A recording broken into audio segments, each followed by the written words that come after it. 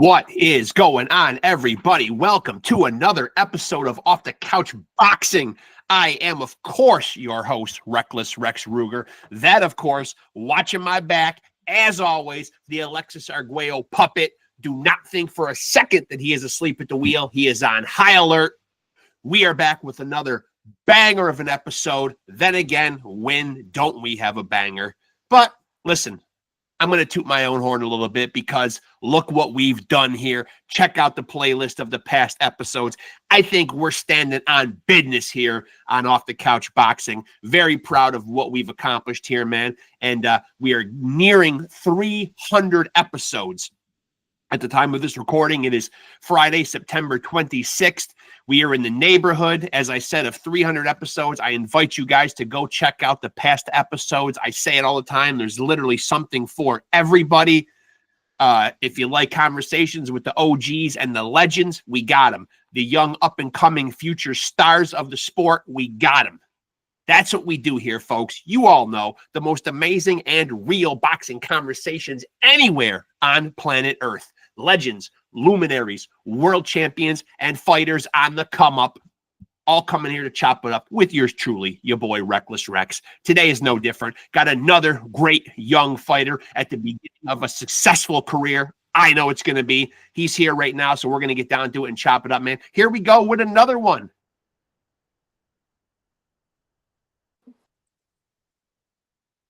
Yep, that's him right there. There he is. That's what an Irish bad boy looks like right there, man. Right there.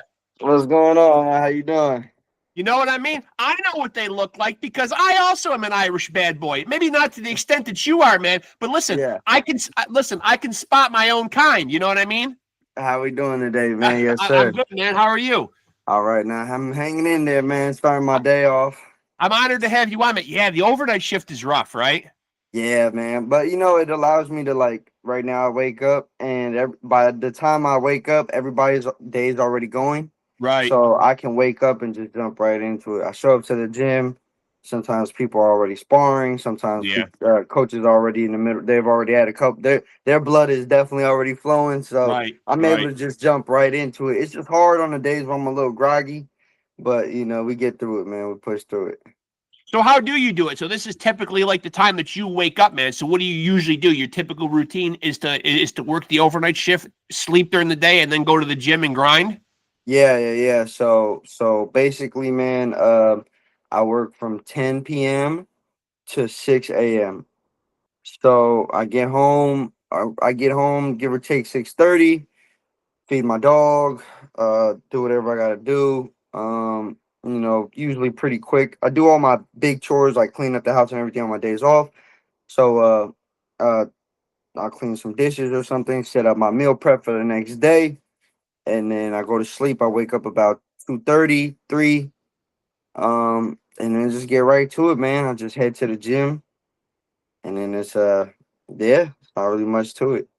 Is it a big adjustment, though, man, when you have a day job and you do work what is typically known as a kind of an unorthodox shift, the graveyard shift? For people that don't know, I've done a few myself. I work in healthcare by day as a nurse. I don't work that shift, but I don't work it regularly, but I have worked it before, though. You know, it can wreak havoc on you, man. You know, screws up your whole rhythm. You're kind of doing everything the opposite of when the rest of the world is awake. You know, you're sleeping, vice versa. Yeah, you know, it can kind of. I mean, I think in the beginning, I think I got it down now. I think I got it down to a science at this point. The week of the fight, week of the fight, I'm taking a week off. I got you turned sideways. Oh, yeah, my bad. There you go. Yeah, so the week of the fight, I'm taking a week off of the fight. I'm taking a week off. So I kind of get my own little rhythm going in. The event doesn't usually start till 5 p.m. anyways. Yeah. So that's around the time my blood is usually flowing. I'm up and I'm good. So and on top of that, it's a security job. So I'm not breaking my back. I'm not running around all night. It's a very chill, easy, simple job, man. You know, it's just a job just to pay the bills while I am chasing my dream right now. So right. So You are 27 years old. Where do you feel like you are in terms of your prime? You're only 2 fights in, man. So do you feel like you're not even there yet? Not even close to there yet? Maybe in the midst of it? Where do you feel like you are athletically? Um, I feel like I'm like more. I feel like I'm definitely as strong as I've ever been. I can Yeah. say that. Athletically, I don't know, man, because I wrestled my whole life. So Yeah. being a wrestler, I was always pretty much up there. I took some years off where I was, I was messing around in the streets and whatnot, and then I just fully jumped right back into it. A part of me feels like I left a big part of my athleticism, and I killed a lot of my body throughout those years. Yeah. But I feel like I'm doing good now, man. I feel like I'm strong. I feel like I'm fast. Staying in the gyms with the coaches I have around me, man, I feel like I'm definitely touching my best abilities. Working with what we got. I've only been boxing for 3 years. Right. Now, with that being said, though, the fact that you have a wrestling background, did doing MMA ever enter into the equation? No, absolutely not. I No. didn't think about MMA at all. I don't. Boxing is already stressful with two hands, man. Yeah. Having to worry about Right. knees, legs, elbows. I'm like, fuck that. Yeah. So, Yeah. I wasn't sure because you mentioned the wrestling background. A lot of guys yeah. have the wrestling background nowadays that are doing the MMA. Yeah, and then you know what? Honestly, and then MMA starting to just get boring too. Yeah. It's It just is. all It is. wrestling. Guys are just wrestling. Like nobody wants to watch that shit. You're right. That's it. Yeah, you're right. I found myself, and you raise a good point because that's one of the gripes that I have with it the most is that I feel like even though boxing can get a little complacent, you usually don't go very long without seeing some action, though. You know what I mean? Sometimes those guys can get down on the ground. And again, maybe people will beat me up in the comment section and say there's a science to what they're doing on the ground. They're grappling for position or whatever. But to the average fan, it can come off as boring. Yeah, and I like to when I'm watching a fight, I'm a fan. I'm not a fighter at that Right. point in time or that moment. Yeah, there is a science, but man, that shit gets boring. And Yeah. I've from somebody who's done it. I've done wrestling since I was a little kid. I absolutely love the sport. I love to be in the sport. I don't love to go watch the sport. You Right. know what I mean? Unless Yeah. it was a close friend of mine or something. It's boring, bro. Like nobody wants to watch that shit for too long. And I understand it's a very dominating sport and it's a very dominating style in the mixed martial arts, but let's just be honest with you. It's just boring as hell. I've considered doing bare knuckle. Yeah. Yeah. Yeah. I'm Yeah. trying to get to that, but I just haven't heard back from Connor yet. So Yeah, I do feel like that's gaining traction, bare knuckle. But I do feel like though MMA is slipping a little bit. That might even be, that might even be why we're seeing Dana White dipping his foot into boxing. I think even he kind of knows, man. Boxing is back. It's on the upswing again. It really is. yeah, and just like anything in life, it's trends. Boxing will go back up for a little bit and then Yep. it'll dip down again. It's just how life works. So, I think yeah, boxing is on the upswing right now. A lot of great fights are being made. And shout out to the guys that are not scared to lose their man.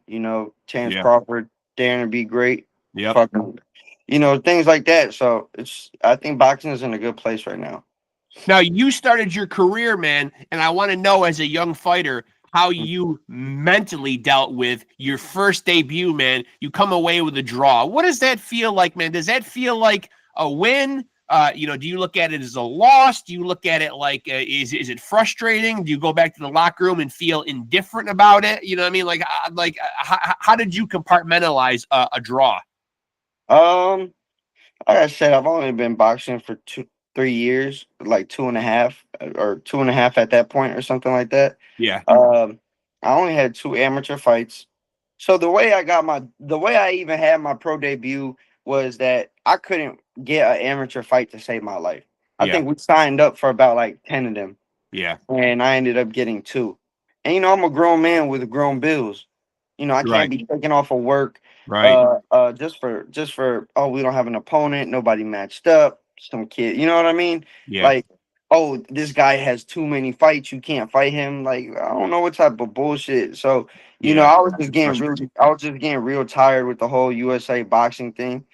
And my coach was like, I mean, you can go pro. I'm like, fuck it, man, let's do it. You Yeah. know, I'm already losing enough money. So when I got the draw, it opened up my eyes to a lot of things because I'm not used to being in the ring, or I wasn't used to being in the ring as much as I was at up until that point.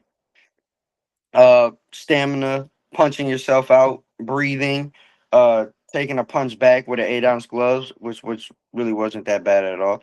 Yeah. And then you know, it was just a big learning experience. I left out of there very, very. I can't say I'm gonna be like, oh, I was so happy and everything like that, but I was smiling, man. I was Yeah. like, fuck, I just went through a pro fight, and I didn't win, but I didn't lose, and I don't know if they have the footage anywhere, but you could tell I didn't really. You could tell I didn't lose. I just got so gassed and so winded from trying to knock him out that I wasn't active in the last 2 rounds. You know, I think and that's good though that you're looking at it and you're taking away from it a learning experience rather than being a young fighter and being so obsessed with, oh, I didn't start out on a win, you know what I mean, like it didn't go my way or whatever. You really feel like you're looking at it and coming at it from a pretty mentally healthy place. You know, you're looking at it as like I'm using it as a learning tool and I'm moving on.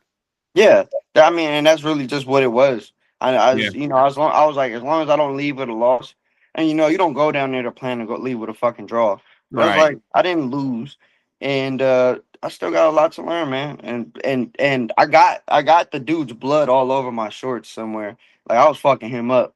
Yeah. It just didn't last for too long because Yeah. That's a moral victory. That's what we call a moral victory right Yeah, there. yeah, I definitely had some moral victory. I still got his blood on my gloves and stuff. I didn't leave away with a scratch. I just wasn't active, man. You know, in the Yeah. last 2 rounds, I was just kind of trying to move, stay alive with my lungs, and he was just kind of just touching me up, like touching with the body and everything. So, well, it is what it is. I really don't think too much about it, so it's But cool. oftentimes a performance like that, you know, what I mean, and you obviously did hurt this opponent. You know, what I mean, a lot of times, regardless of how the outcome is, the official decision, sometimes you win in the court of public opinion. People probably watched you and said, "Wow, this guy's exciting. This guy came to fight. This guy got in there, man, mixed it up." Blood, sweat, tears. You know what I mean? So you probably came away with some fans despite the outcome, you know, because a lot of times, man, you know, in sports, sometimes it really is the court of public opinion. You know what I mean? If people think that you're, you know, doing well, or you know, people are excited and there's a buzz around you, it doesn't always necessarily mean wins and losses. You know what I mean? People show up, man, because you bring some type of excitement. Look at people show up to a Jake Paul fight. He's not the best boxer in the world, but he generates a buzz. Yeah, yeah, yeah. No, exactly. And so I definitely got some people. They were like, you know, you get everybody just kept saying the same thing. You were looking good till you didn't. You know, there was Yeah. like definitely think you did enough to win, but again, you're in Mexico, so I was like, all right, whatever. So what were the takeaways, man? So immediately after the draw, man, like what do you look back at and say, here's one or two things that I immediately need to fix before the next fight? Calming down, Calming calming down. down. Okay. Like not going in there just trying to get the knockout. Like Okay. there, because honestly, I couldn't really go with my head coach. I went with one of my coaches, and we're really good, but he's not like my head coach to where he makes the game plan or what we're doing or anything like that. Right. So we're kind of just we're like I said, man, we were just winging it, and it was just like, what you want to do? I was like, I said, and he came in a lot overweight, so I was like, I seen him a little big and buff. I was like, oh yeah, I gotta Yeah. knock this motherfucker out. So Yeah. calming down, man, breathing, calming down, not you know, setting shots up, not just trying to go for the big one, and and like I said, that was just an experience. So because after I came in my second fight, a lot more calm, picking my shots a lot better. Definitely could throw more combos. You know, I'm such a new boxer, man. There's gonna be takeaways, a lot of takeaways from every fight, and there's gonna Right. be things I can work on every fight. Just because I'm starting so late. I'm starting in the game so late. I think the only thing I got going for me is I'm just willing. I just jump in there with anybody. Yeah. I get in there with anybody. I throw down with anybody. Yeah. Uh, Depending on how the outcome comes, it's not always in my favor. But that's how I've learned. That's how I've excelled. So Yeah. And so you're originally a New Jersey guy, though, yes, correct? sir. Yes, sir. And so, because I'm an upstate New York guy, so how do you end up from the East Coast heading out to California? Just better opportunities, better Uh, gyms, better trainers. Nah, man, actually didn't have anything to do with that. I was just a little troublemaker of a kid, Yeah. My father was like, man, I got to get you out of here before something bad happens. And Okay. he put in a request. He put in a request to his job. He's like, yeah, it's probably gonna take like a year or so. Man, fucking hey, we got a call a week later. He's like, oh, we're going to California. I'm like, all right. So in the middle of my right when I start high school in freshman year, we pack it up and we drive across to California, and I've been here ever since. And so what was your upbringing like? Like without elaborating too much, you mentioned like all youngsters, you know what I mean, getting into shit in the streets or whatever. Did you realize early on, that you had the knuckle game, man? You know what I mean? Did you realize that you were good with your hands? I hear a lot of boxers, and I've done almost 300 episodes. A lot of guys, man, have the same backstory, getting in a lot of fights, a lot of scraps as a kid. You know what I mean? Like is that kind of your backstory too? I honestly, I was never. I don't know, cause I wouldn't say I had the knuckles, and I always was fighting. I Yeah. was always going after bigger kids, and I always liked the challenge. But I was Yeah. a wrestler, so I did wrestling shit. Yeah. I would maybe throw like a little fake bullshit jab or something like that just to get them to flinch, and then I'm picking them Slamming up.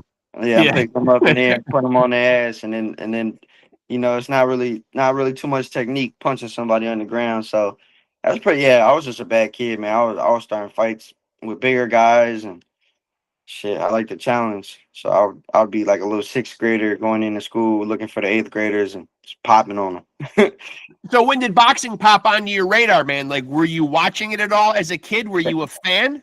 Yeah, I've always been a fan of boxing. So my dad was a big wrestler, and my dad was pretty much my coach. And my dad was not having anything to do with boxing at all. I always Okay. wanted to box, but my Okay. dad was like, hell no. So basically, yeah, I just wasn't allowed near a pair of gloves. And when I became an adult, it really wasn't his say anymore. So what was his idea, man? Like, was he thinking like you were gonna do like Olympic wrestling? Was he thinking WWF? Like where did he want to see your wrestling career go?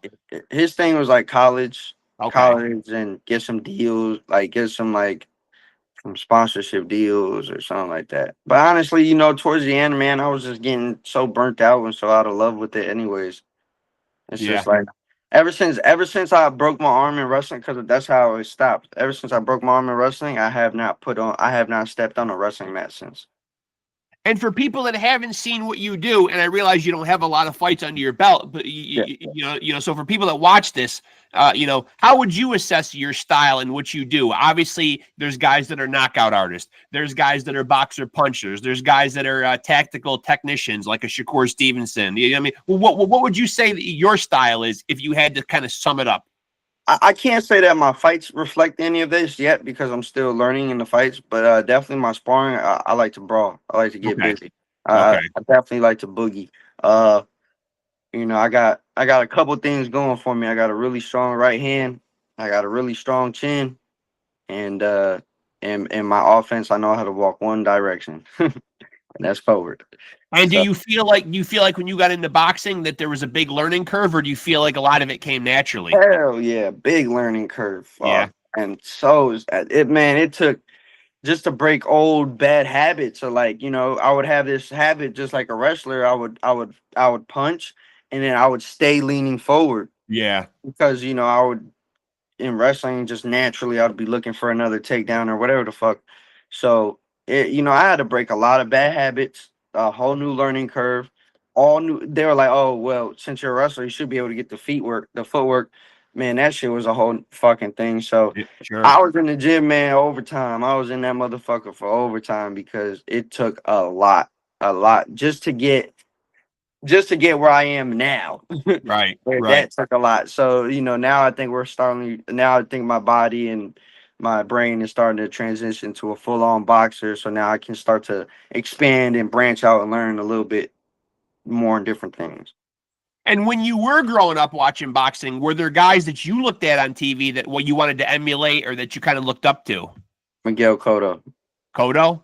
Yeah, I thought Cotto was just like the coolest fucking guy in the world. I really and the whole story about the Margarito cheating, and then he came back and then whooped his Sure. ass. Like I was just like, yeah, Miguel Cotto is the fucking man. Yeah, Margarito did do him dirty too, man. That was Yeah, not cool yeah, at all, man. Not cool. yeah. That was hella fucked up. And it came out in the second fight. He was whooping his ass. It So did. It did. Now, what is it about Cotto that drew you to him, man? Because you're saying, obviously sometimes, man, like we don't pick our favorite fighters, man. Sometimes, like they pick us. We're just drawn yeah. to athletes for some reason, man. What was it about Cotto? Thing is just like the Puerto Rican swagger, man. You know, I grew up in New Jersey, heavy Puerto Rican presence Yeah. there. Yep. Uh, and it was just like, you know, whenever he fought, it's kind of like how Canelo is now. It's just like everybody is like, man, get home. We gotta watch Cotto. We gotta watch Cotto. So Yeah. he got kind of put in my spotlight, you know. And so I just thought he was a badass. Like to the end, he took hard fights, and Yeah. yeah, I don't know. I was just attracted to him. I mean, there's other guys too, like Glenn Tapia. He was local. He grew up in the town next to me, and he was coming up. He was undefeated, like the young prospect. So actually, I still talk to him. He's a really good guy, and he gives me pointers and whatnot. Irish Mickey Ward. I Oh love yeah. Ward. So I found out about Mickey Ward through the movie Fighter with Mark Yep. Wahlberg, and I was still young, so I didn't. Like I said, my dad kept me away from boxing, so I had to find out all this stuff on my own pace. So that's when I found out about Mickey Ward, and I got attracted to Mickey Ward. Uh, and I think that's like the style that I. That's not who I try to be like, but I feel like that's who I am more so like for the most part. And I must say, as a side note here, man, that I'm glad you shouted out Mickey Ward because when my son and I started this podcast, he used to co-host with me. When we started it, that's why we called it Off the Couch Boxing. Because if you remember in the Fighter, he had that one fight that his brother got him into, and he said, "Don't worry, this guy just got off the couch." Remember? Yeah, And then he he's not said, off the fucking couch. and then he saw the guy, and he's just like, "If that guy just got off the couch, I got to get a couch like that." Remember? Yeah. Exactly, exactly. Yeah, So man. when me Yeah, and my son were thinking of names for the podcast, we were just like, "Damn, man, we got to rip that, man, and call it Off the Couch Boxing." yeah. No, that was a funny ass moment. That was a great movie, man. I think Great. Yeah. fucking hey, but they did that one good. So And I've had the pleasure of meeting Mickey and Dickie at the Boxing Hall of Fame, man. They're both great guys too, man. Awesome oh guys. yeah. I seen Mickey's got a gym, man. I definitely I want to make it out there one day. So Yeah. See, he really understands it, man, because when he's at Hall of Fame weekend, he really understands that you're there for the fans. I mean, he'll sit there and talk fight memories and sign everything that people come up to him. You know what I mean? He'll just stand in one place and just let everybody come to him. And you're talking about a guy who wasn't necessarily a huge star. The movie probably made him a lot bigger, or whatever, man. But just a really gracious guy. I think he realizes how fortunate he was in his career. You know what I mean? He didn't really even get known until the big fights with Gaddy. No, absolutely, man. And you know what? I think for me starting boxing so late, like I got realistic dreams of just Yeah. I think that would be like my goal to be like a people's champ, Yeah. like type of deal. That's really what I care about. Honestly, I Yeah. never even when I started boxing, I never cared about belts. I never thought I was never thinking about a belt, and I still don't give a fuck about belts. I mean, if the Okay, so opportunity comes, that was gonna be my next question, actually, man. Because obviously, people do get into the sport with certain goals, man. You saying you don't really care about the belts. What would you like your legacy to be when all the dust settles? Obviously, guys get into the sport and they have different goals. Like I always use Bud Crawford and Manny Pacquiao as two examples. Obviously, Manny wanted to go through a lot of weight classes. He went through 8 of them and achieved a lot. Bud Crawford, not as many weight classes, but he likes to become undisputed, likes to gobble up the belts, and he's already done it in 3 weight divisions. yeah.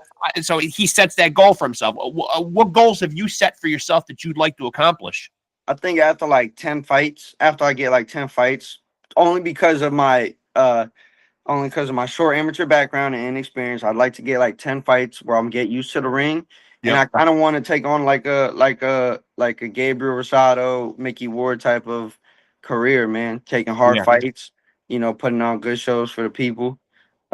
Just kind of being like a people's champ, man. I think that's always just kind of been my thing.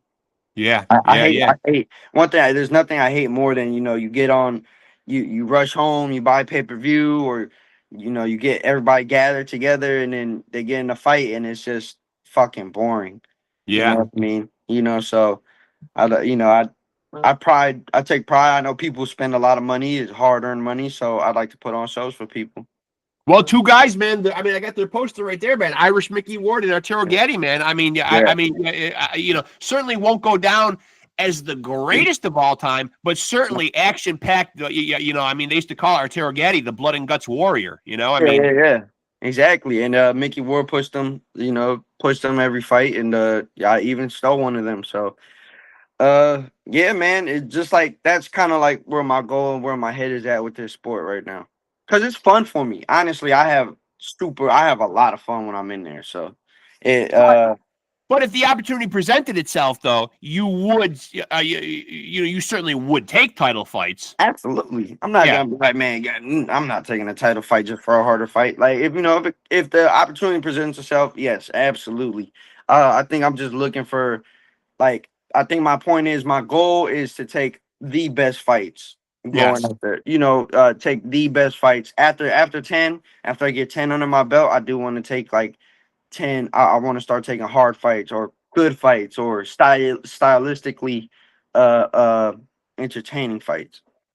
Have you thought about, because you do seem like a pretty well thought out, calculated guy, have you thought about, because I've had young fighters on here who really have their careers mapped out, have you thought about how long you'd like to do this for? I've had guys on here who say, I don't want to still be getting punched in the face past a certain age, or I'm not going to fight more than X amount of fights. Hey, have you given your career that much thought, or are you kind of playing it by ear?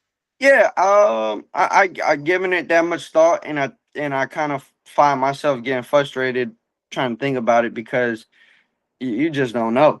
You don't know. I'm sure Bernard Hopkins didn't think he'd be fighting until 51. Right, exactly, right. So I think I've kind of just talked it up to whenever my body says it's done.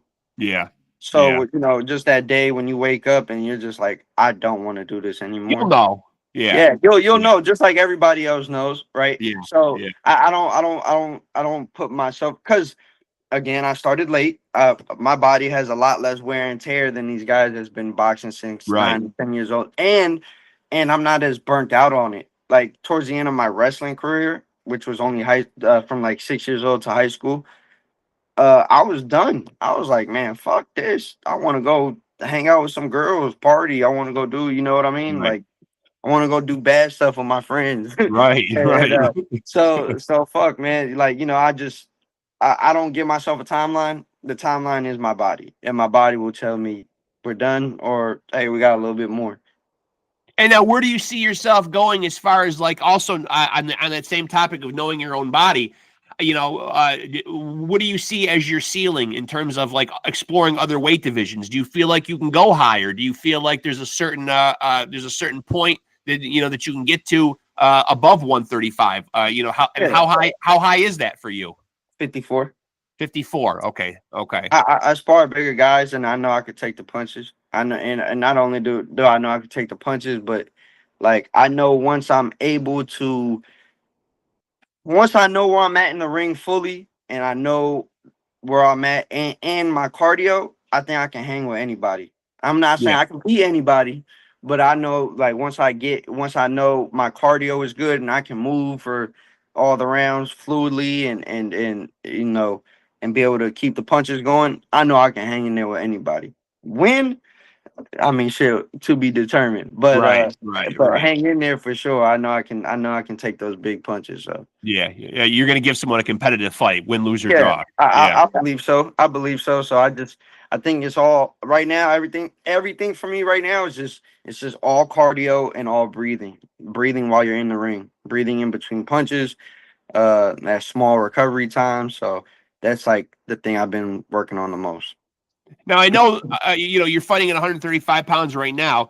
For a while now, it's been known as one of the hottest divisions in boxing. I know you're not at the point of mixing it up with some of the bigger names at that division right now, but who do you see as the big fish at 135? Is there anybody that you look at in that division and say, I mean, I guess maybe a year or two ago it would have been Tank. Now we see him, he's fighting a guy like Jake Paul, so we don't really know what he's going to do going forward. He doesn't seem interested in taking fights with other big name 135 pounders. So, did you look at that division and was there one or two guys that stick out to you as like, the guy at 135?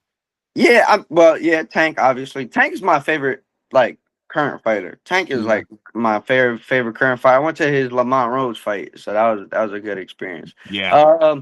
The big fish right now, damn man, it's kind of weird. Yeah, maybe like I think Keyshawn Davis is more dangerous than somebody like Shakur. Because you Yeah. go in there and you fight Shakur, you know what you're gonna get. You're going in there for a chess match. He doesn't necessarily run. I know he ran against Edwin De Los Santos, but his hand was fucked up. He doesn't necessarily run. And then Keyshawn didn't make weight against De Los Santos, so it Yeah, looks like he's going to move up to 140 anyway. So I don't even think he's Oh going to be at yeah. 135. You know? I guess the guy right now would be like, I guess the guy is at 35. I think it would be Shakur. Really, that's the main guy right there. Like that's a Yeah. fight. Like see somebody like me, Shakur, he would come after me because I'm just way experienced. But like if I'm up there, like that wouldn't be a fight that I would just look forward to. Yeah. Yeah. You know, the guy just fuck man. The guy just can't. He just can't entertain people. I Yeah. think he needs to go back down to 30 because that's when he was knocking dudes out. That's when he really built his stock up pretty good. I think a year ago, 2 years ago, man, you know, I think the clear-cut choice was Tank. Now I think people are scratching their heads kind of wondering, geez, what's Tank's move going to be? I think a lot of people are left with a bad taste in their mouth that he gets pushed by Lamont Roach and doesn't honor him with the rematch. I think that's boxing fans. I think that's left a kind of a sour taste in their mouth. And then everyone's got to be wondering what the hell's going on with this Jake Paul fight. I mean, yeah. Well, I mean, shit. I think it's very clear cut. Money talks, man. the Money bag, talks, trying to get bro. the bag. Yeah. Fuck, you give me $50 million, I'll go. Shit, I'll go fight Jake Paul too. Yeah. Give me $50 million. There's not too many people in this world. I don't think there's anybody in this world I wouldn't fight $50 million. Not only that, though, man. Since we're on the topic of him, man, where do you stand on what he's done for boxing, man? Are you a fan of his? Do you like his events? Jake Paul? Yeah. I think he brings a light to boxing. Yeah. So I think he brings fans that weren't really looking at boxing. That kind of, they're like, oh, well, it's Jake Paul. Let me go check in. And then they'll watch the event, and then maybe if they like the undercard or the other previous fights, then they'll look deeper into it. Now they become a boxing fan. Yeah. As far as what he's done, I think what he's doing is like he's doing what the WWE does, just with slightly more real fights. It's just a fucking entertainment. It's a money grab, and we're still gonna watch it. Now, do you feel like, obviously he runs his own promotion company, so he can get himself good fights. The WBA did rank him at cruiserweight. Do you think we ever see him with a world title? Maybe if he gets in there and just kind of like snags it, kind of like how Devin Haney did Kambosos. Because a lot of people said they could see him in the fight. Whether, as you said earlier, whether he can beat a world champion is one thing, but he certainly has the money behind him and his own promotional company to work himself into a title fight. Yeah, I mean, remember he was this close to fighting Canelo. This close. So I wouldn't rule him out of anything. Can I see him in the fight? Like, yeah, I can see him getting a fight. How serious are we gonna take it at that point? Like, I don't think it'll do numbers like how his little circus fights are doing. Yeah, you're right. I just feel like real boxing fans are. I mean, I don't know. It's hard to tell. I don't think they'll do as good as his little circus fights would do. People do love a good circus. Right. Because he's matching big names with his name. That's just all he's doing. So then when you take away like Arthur Beterbiev, and versus Jake Paul, see, I'm gonna watch that because I want to see what's gonna happen. Yeah. Somebody, a kid that watches YouTube or just a high school kid, or they're not gonna tune in for that. They're more excited. They're more excited to see Jake Paul versus Mike Tyson, two big names that they know that's a circus. Yeah. Yeah, like, oh, you think Mike Tyson can still do it, man? I kept hearing that shit. I'm like, bro, I don't think you understand how old Mike Tyson is. Yeah. Now, being that you are a Tank fan, if you can play devil's advocate for a minute, how do you see this fight shaking out? Obviously, man, no matter how much weight Tank puts on, and apparently the agreed upon weight is you cannot exceed 195, which Jake can make easily. I don't know how close to 195 without being obese the Tank can get, man. But does Tank have a realistic chance in this fight? Will he beat Jake Paul? I I think it's just gonna be a fucking. I think it's gonna be a exhibition. I think Jake Paul. I think it's gonna be a weak ass exhibition. And I think it's gonna be a draw. Yeah. I think it's gonna look like a sparring match. I got to say that I feel a little bit stupid because I usually give my predictions on my Facebook page, because I do this podcast, and I Yeah. actually said that that's what was going to happen with Bud and Canelo. I thought they'd run it back again, and they somehow would make this end up being a draw. I mean, shame I on me, thought I so guess, too. man. Huh? I thought so too. You're not too far off. Look, man. Fuck, man. Canelo really pissed me off because what the fuck are you doing fighting Bud Crawford, throwing one or two punches at a time, You can't do it. Yeah. Yeah. telegraphing every punch and loading Yeah. up on every punch? It's like you almost don't want to criticize the guy, but I've been in there. I've boxed long enough to know one or two punches is not gonna beat fucking anybody. Yeah. Like, Jesus Christ, bro. I mean, he threw more combinations against Berlanga and well, no, not even Berlanga, but fucking Munguia. He threw more combinations against him, and it's just one or two punches. It's not gonna get. Canelo's just been fighting guys that are just too scared of him. Yeah. And also he's been doing it for so long, he's making so much money. He just didn't even look like he had that fire in him anymore. Yeah, he might not. He might not. And shame on me, even though I didn't pick that Bud would lose, even just me picking a draw, I should have my head examined. I've had Bomac on the podcast a couple times. I should know never to go against Bud, man. I thought he wasn't going to beat Spence, and then he went out, and it was not only did he beat him, it was super easy for him. And realistically, this Canelo fight, that looked like easy work for him too, really. But you want to honestly so I had chose Canelo to win. And I'm going to tell you why I chose I Canelo initially to did too. You're not alone. I did too. because I'll tell you why. So in the past, when we seen Bud get clipped with something, Bud usually likes to get it back. Yeah.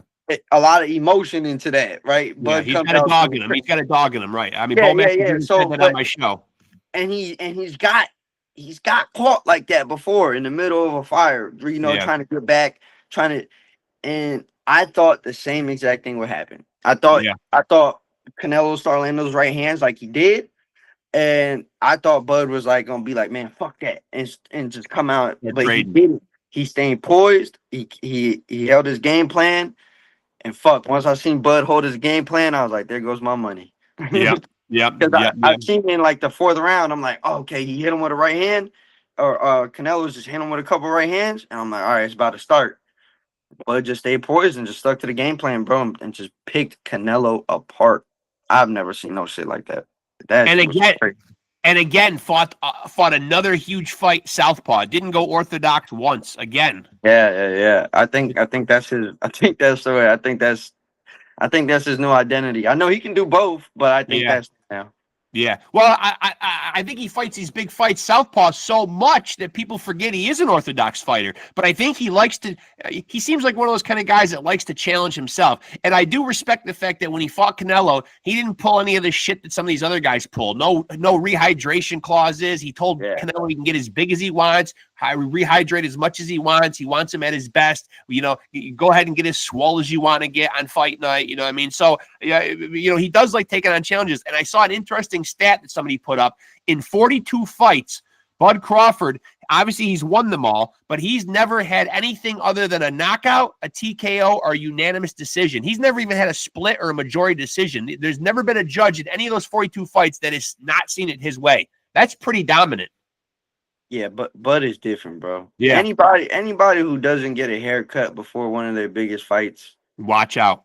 Yeah, I'm scared of guys like that. Bud is a different person. When he came out to that Spence fight with no haircut, I'm like, fuck. Yeah, man, this is about to be bad, and it was, man. So Bud is I don't. Honestly, people keep talking about Bud's next matchup. I don't even want to see Bud fight again. Bud is a monster. There's nobody I want Bud to fight that I feel like would be a good fight, because I feel like he just really whoops him. Well, I was a little bit perturbed when that tweet came out from Turkey Allah Sheikh, where he said, can David Benavidez still make 168? It's like, why are we going to put Bud? How much do we really need to push Bud? Like, what's next? Make Bud fight Usyk? Make Bud fight? I mean, how much does Bud have to prove himself? Bud already went all the way up from being a 130-pounder when he started to 168, man. I know Bud likes to challenge himself, man, but where does it end? You know, But already, yeah. I mean, but already, or Bomac already said they're not fighting him because realistically, this is what it is. Canelo's 5'8", going up to 168. David right? Benavidez is like 6'6", 6'1", coming He's like down. 6'2", and he regularly walks around at like 220. Exactly. So he's the one coming down to 168. Canelo's always going up to 168. Right. And I So realized that they said size, size is going to matter against Canelo. It didn't, man. But eventually, man, size will matter with some of these opponents. yeah, absolutely. Especially, I mean, fuck that. Like I said to my point, David Benavidez, he's not throwing nothing less than 4 punches. No, right. Yeah. And them shits hurt. He got some body mass behind those things. So Yeah. and Yeah. fight night, he's definitely Canelo. What fight night? Canelo maybe is 190 on fight night, 195. Benavidez for sure coming in 220, Yeah. 210. Yeah. Salute.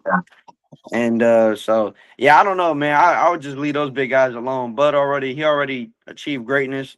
Um, yeah, I really just know that I think Bud should start to go take those circus fights now. Well, there's a couple of people who said, if he wanted to become undisputed at one more weight class, he could drop down to 160 and probably cherry pick some of those champions down there, man. Grab a belt or maybe even get another undisputed. I don't know how easy it would be to go through those champions. I think Erislandy Lara's got a belt. Carlos Adames has a belt. John Beck has a belt. But then he's got to go down there and fight all those guys individually, though. It's not like one guy has all the belts and he can just drop down and grab all those at 160. He'd have to fight them all individually. Yeah, that's a lot, man. I don't think he has another 3 or 4 fights in him. Yeah, I mean he's already fighting once a year right now. Yeah, that would take him It would take him forever. And and then that's another thing what people don't realize is that Bud's got a life outside of this. He's got what 7 kids. 7 kids, yeah, something like that. Yeah, you take a lot of time away from these training camps. I think I know he trains in Omaha or something like that. So yeah. I could imagine he's not too far away from his kids. But you're not going to Disneyland. You're not doing fun shit. You're not building the best of memories while you're boxing because you got to eat strict. Yeah, you got to work out on a very strict thing. So maybe he's just getting tired of it. And now for the first time in Bud's career, he's seeing some real money. yeah. Not saying that he was broke or anything like that, but now he's finally starting to see the superstar money that he's been a superstar, and now he's just starting to touch that superstar money. So Now, where do you think Canelo goes? Because Canelo has already made his intentions clear that he is not going to stop fighting. So he is going to continue. He's not going to retire. So, where do you think he goes next? that's another one. I think I don't know. Fuck. I mean, if you want to keep fighting, the hype around him is kind of done now. Think about it. I think right now he's at that point where he might as well just say fuck it and take the David Benavidez fight, just because for the simple fact that boxing journalists and media are going to haunt him well into his career, and they're going to always say, yeah, you fought all these champions, but the one name that you always seemed to duck when he was your mandatory man, you just get the guy in your resume, win, lose, or draw. That way they can't say shit about you anymore. You know what I mean? Like, he might as well just go ahead and just fucking swallow his medicine and just take the fight. They'll still find something to say about Canelo. They'll find somebody else, yeah. they'll find something else to say about Canelo. Honestly, I don't see the reason to fight David Benavidez anymore. I don't even think David Benavidez is a reason to fight Canelo anymore. No, I was glad Benavidez moved on and stopped chasing him, man, because he needs to go out and make his own career and not have it just be contingent on fighting Canelo. I was happy. Yeah. I know he'd still take the fight, but I'm happy that he doesn't have his heart set on it so much anymore. Yeah, if a 5'9" Bud just did what he just did, I'm not really too interested to see what a 6'2" Benavidez is doing. So truthfully, man, I wouldn't be upset if Canelo and Bud, they both rode off into the sunset. They don't have nothing more to prove, either one of them. That's kind of what I thought this was. I thought this was a final bang. Like, yeah, let's see who really liked it. Well, I thought it was more so a final bang for Canelo. So if Canelo won, I was like, all right, Canelo's kind of done. Yeah, like he's already did what he got to do. If Bud lost, it was more so like, all right, well, he went up 3 weight classes. He could still go back down and do something. Right. I think this was a lot more for Canelo to lose than it was for Bud, honestly. Yeah. So and shit, and he dominated Canelo. They wanted to give that fight to Canelo so bad. You heard they said they only had Bud winning by 2 rounds. I was like, get the fuck out of here. Yeah, I know a couple of scorecards were a little crazy, man. Is that something that you think about as a young fighter? I'm glad we're on that topic because Yeah. I've been critical on my podcast that we do still see a lot of bad judging in the sport. Yeah. Is that something that enters your mind? I know you haven't had a lot of fights, man, but like, Yeah. do you ever think about, God damn it, a bad decision could really change the trajectory of my career going forward? No, I don't think Yeah, about it. that's probably healthy. I don't think about it just because, like, I don't know, man. Too many guys are just set on being undefeated fighters and just want they just want to be perfect so bad that it eats them alive, bro. Yeah, No, and I just don't. I personally I could give a fuck. Honestly, I care for these first 10 fights so I can build up my stock for a little bit. yeah, But going on and taking hard fights, and if the judges go one way or another, like it is what it is, man. Like we a lot of people know who wins fights, So yeah. like I said, just like my goal is just to be a people's champ. I really could care less about all the other stuff. And that was a thing for a while, man. And I've even heard boxers refer to it as the Mayweather effect. For a while, it seemed like everybody was scared and wanted to protect that. Oh, you know what I mean? It's almost like you couldn't be great if you caught a couple L's. You know what I mean? Now I think that mentality is starting to go away a little bit. It's still very much like that. It's going away a little bit just Yeah, because the bigger names are taking their risks, but it's still very much like that. yeah, And I'll tell you this much. I'll tell you this. Prospect guys that's been fighting since they were 9 and 10 years old, they're fighting the same level of competition that I'm fighting right yeah, now. yeah, So I don't want to hear about you know easy route or anything. I'm just more realistic about the shit. yeah. They'll sit here and be like, "Yeah, I'm fighting all these top guys," or they'll lie they fucking ass off. No, we're both fighting the same level of competition right now. Um, Taking step up fights, and just trying to build ourselves. So yeah. So how active would you like to be, man? Like, obviously you've got a fight scheduled for December. Then we're going to be rolling into 2026. So right out of the gate, if you had your way, how active would you like to be in 2026? How many fights? I can't say exactly how many, but we're gonna be active. Active. We're Okay. gonna be active. So we got a good lineup. So I'm excited about next 2026 is gonna be a big year. Cause Yeah. yeah, boxing is gonna morph. It's gonna go from being a like a once or twice a year fight thing, like how it's been. It's gonna go to being a very, very common thing. So Is it frustrating for you being a young fighter to have fought as few times as you have a lot of fights fallen through? Because it seems like you see a lot of guys in your position who are fighting 5, 6, 7 times a year. and that's everything outside of the ring. Yeah. That has to do with whatever your management team, Yep. your coaches networking, your networking, and simply just the demand to see you. So after my first fight in Mexico, Yep. I was like, I know I want to do this. Now I got to get all my chickens in order to do this shit in America Yeah. and make sure I have people. Ticket sales is a big thing. People wanting to see you is a big thing. Yep. Money behind you. This is probably one of the most expensive fucking hobbies you could ever. I got two of the most expensive hobbies in the world right now.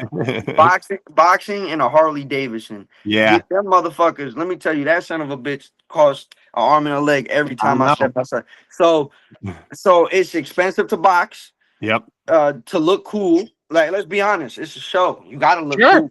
You This is got a it. fucking show, So you're not paying to come watch me wear some red title shorts. You paying to watch me wear some flashy, Yep. something crazy. Yep. So it costs money to look cool, the whole outfit, the whole everything. Then your whole team's got to look according, so you guys look normal. It's just a big fucking budget, and I made sure I got everything together, and I got the right management team behind me now, and I got the right promotion, and I got some free plays. So that's why I said everything looks. I got all my chickens in order to stay active now. And now 'Cause you do refer to yourself as the Irish bad boy. So Irish is obviously a part of you, man. How important is the Irish background, man, in terms of being like a fighter and your identity as a fighter? Obviously, man, I've had a lot of Irish fighters on here, guys that are actually over in Ireland. Yeah. Obviously, the Irish breed a lot of fighters, man. You know what I mean? It's a fighting fucking country, man. The Yeah. Irish know how to rumble, man. Yeah. I think I'm bringing a whole new twist to it too, because I am Latino as well. Yeah, So, my dad being Irish, my dad he was a bad motherfucker, man. So, yeah, that kind of got it kind of rubs off from him. It feels good to be representing the Irish people, the Irish culture. yeah. It does mean a lot, man. I get a lot of love from my Irish people. So, it feels good to be able to carry my dad's name and legacy in just a different sport. And and yeah, and we do breed some tough motherfuckers, man. I tell you, the only downside about being Irish is how much I like to drink. Yeah, So but you got it good though, dude, man, because you mentioned the Latino side too, man. The Latino fans and the Irish fans, man. You probably got two of yeah. the best fucking fan bases right there, man. I mean, shit, man. Look. I'm only 2 fights in, bro, and I got a lot of supporters, man. Thank Yeah, God. Thank God, bro. I love every single one of them too. So I'm only 2 fights in, and I got a lot of fucking support. Um, yeah. They've been great to me so far, man. I can't thank them enough for sure. Spend their hard-earned money coming through. yeah, If they can't watch, I mean, if they can't come through, they watch it on the stream. So they've yeah. been great, man. They've been dope. Now I know I asked you about the length of your career, and we talked about that already. But have you thought about life after boxing? Like when you're actually done competing in the ring, do you feel like you'll make a clean break? Are you interested in exploring other options, or do you feel like you'll keep a foot in the sport? Are you interested in promoting, coaching, training, opening up your own gym? Will you be tied to boxing even when you're done fighting? Yeah, I think so. I think Yeah, boxing, not to get too deep into things, but boxing like saved my life in a lot of ways. I was in a very dark place, and boxing really, really like saved my life. I was able to compete, look forward to some again, and so I'll have my foot in boxing. I think forever. yeah, But as far as opportunity, life after boxing, man, I think that's what I'm kind of trying to set myself up with right now. You yeah, know, the promotions, different business opportunities, acting, whatever the fuck comes with it, man.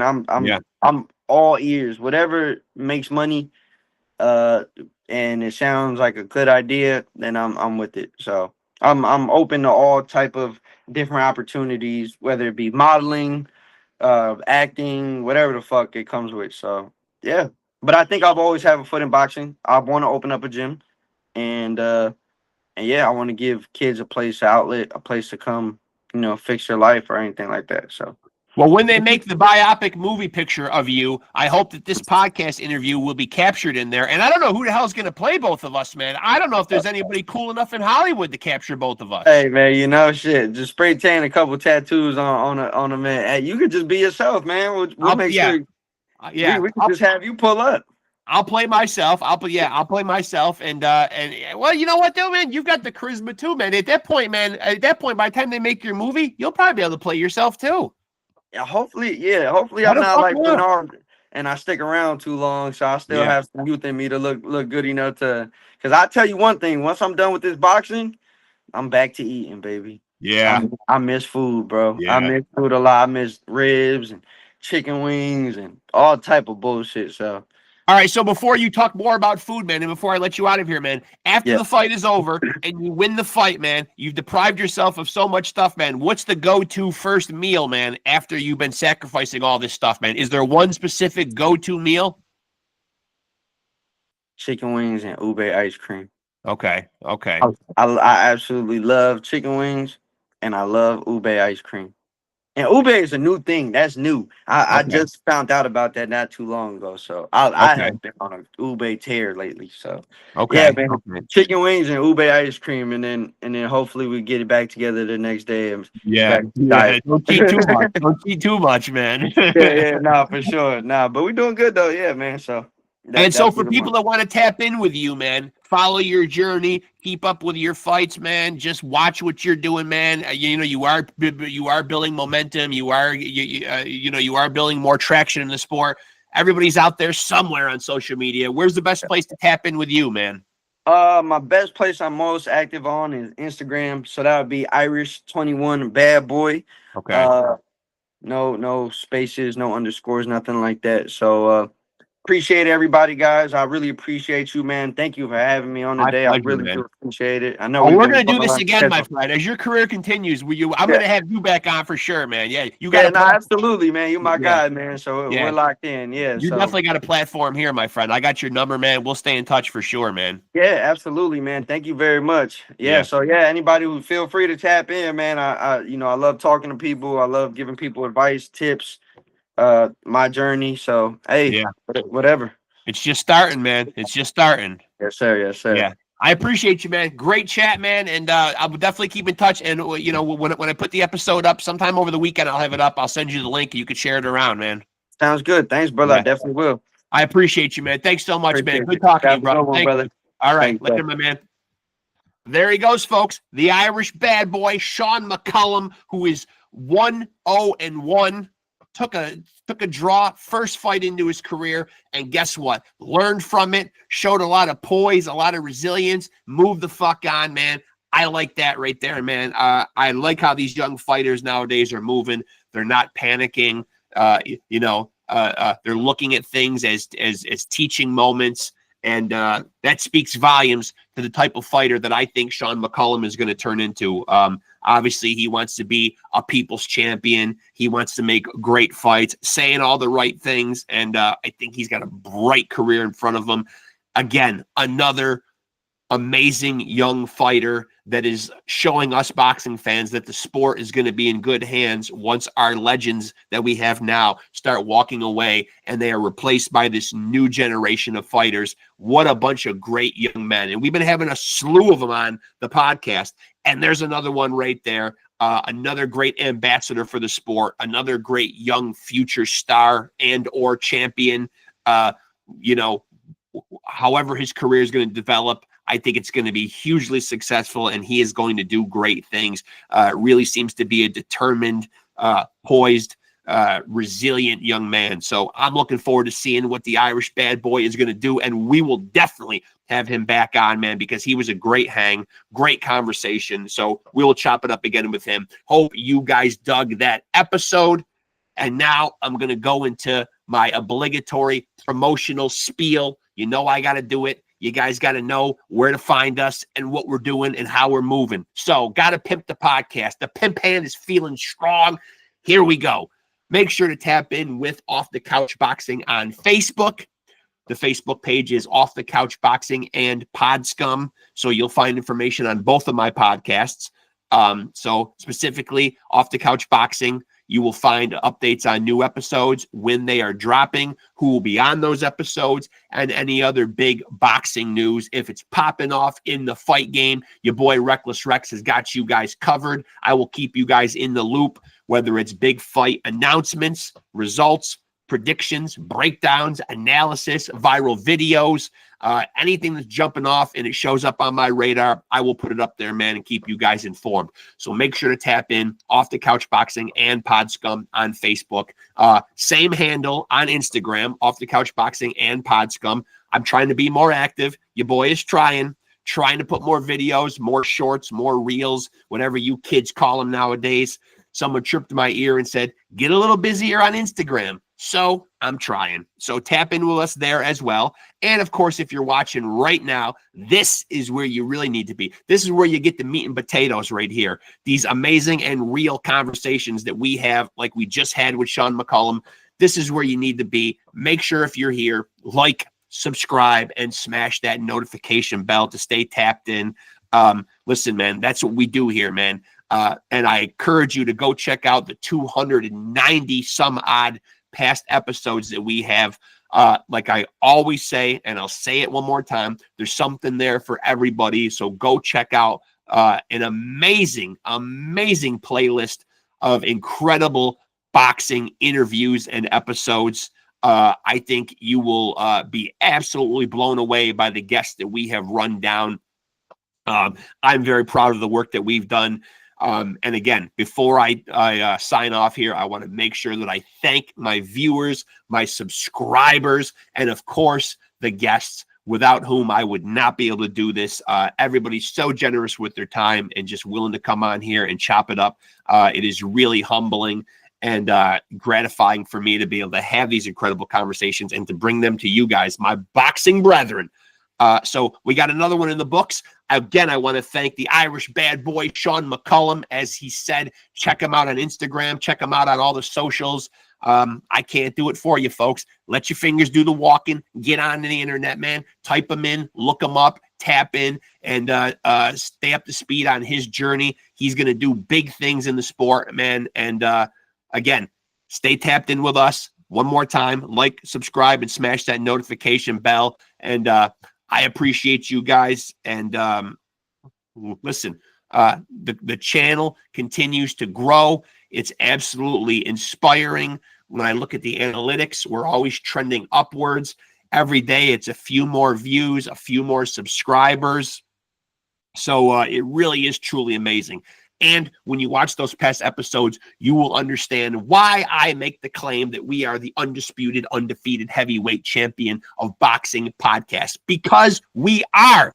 And the good news is you too can be a champion. All you got to do is continue to stay tapped in with Off the Couch Boxing and continue to roll with the champs. Peace.